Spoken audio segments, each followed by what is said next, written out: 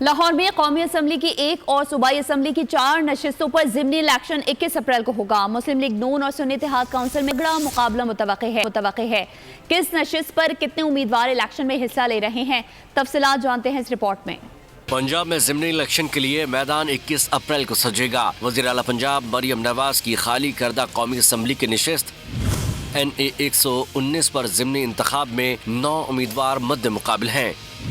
मुस्लिम league नून के अली परवेज मलिक, सुन्नी इत्तेहाद council के शहजाद फारूक, तहरीक लब्बैक पाकिस्तान के मोहम्मद जहीर और 6 आज़ाद उम्मीदवार मैदान में उतरे हैं। लाहौर से पंजाब असम्बली के 4 हलकों में भी ज़िमनी इंतखाब होगा। PP 147 से 11 उम्मीदवार मैदान में हैं।